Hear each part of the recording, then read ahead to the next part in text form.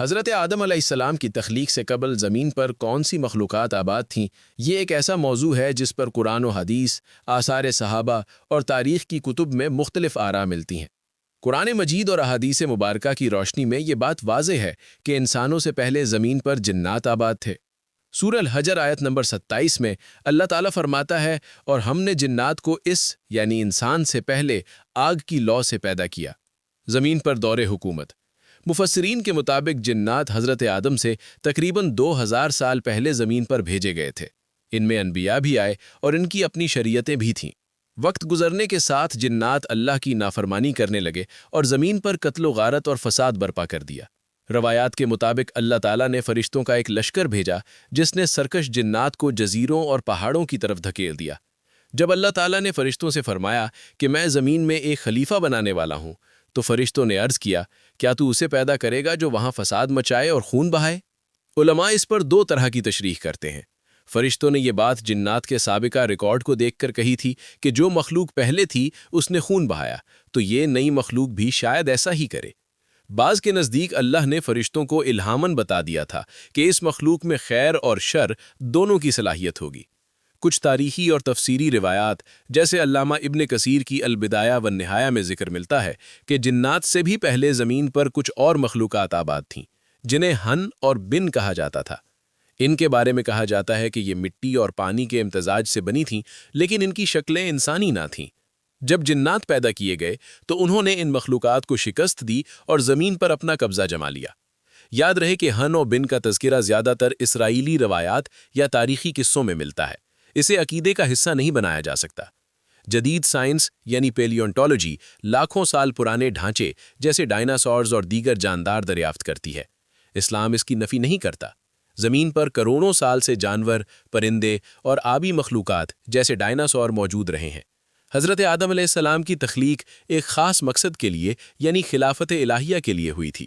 ان سے پہلے جو بھی جاندار تھے وہ مکلف یعنی جن پر شریعت لاگو ہو نہیں تھے، سوائے جنات کے۔ جنات اور فرشتوں کے درمیان ہونے والی اس جنگ کا تذکرہ تاریخ اسلام کی معتبر کتب جیسے البدایہ والنہایہ ابن کثیر اور تاریخ طبری میں مفصل ملتا ہے۔ یہ واقعہ حضرت آدم علیہ السلام کی تخلیق سے کچھ عرصہ قبل کا ہے۔ اللہ تعالیٰ نے انسانوں سے ہزاروں سال قبل جنات کو زمین کی حکمرانی عطا کی تھی۔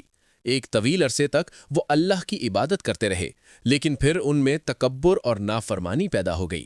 انہوں نے زمین پر ناحق خون ریزی شروع کر دی، اللہ کے احکامات کو پس پشت ڈال دیا، ایک دوسرے پر ظلم و ستم کر کے زمین کے امن کو تباہ کر دیا۔ جب زمین پر فساد حد سے بڑھ گیا تو اللہ تعالیٰ نے آسمانی فرشتوں کے ایک لشکر کو زمین پر اترنے کا حکم دیا۔ روایات کے مطابق اس لشکر کی قیادت بعض مقامات پر عزازیل یعنی ابلیس کا اصل نام کے سپرد کی گئی تھی، کیونکہ اس وقت وہ اپنی کثرت عبادت کی وجہ سے فرشتوں کے اعلیٰ گروہ میں شامل ہو چکا تھا۔ فرشتوں نے زمین پر اتر کر سرکش جنات کے خلاف کارروائی شروع کی۔ چونکہ فرشتے نوری مخلوق تھے اور اللہ کی تائید ان کے ساتھ تھی، اس لیے جنات ان کا مقابلہ نہ کر سکے۔ سرکش جنات کو عبرتناک شکست ہوئی۔ فرشتوں نے جنات کو زمین کے آباد حصوں جیسے میدانوں اور شہروں سے نکال کر سمندروں کے جزیروں، دور دراز پہاڑوں اور غاروں کی طرف دھکیل دیا۔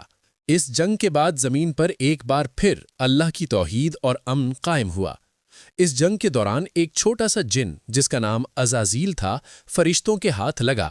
بعض روایات کے مطابق وہ اس وقت بچہ تھا یا بہت زیادہ عبادت گزار تھا۔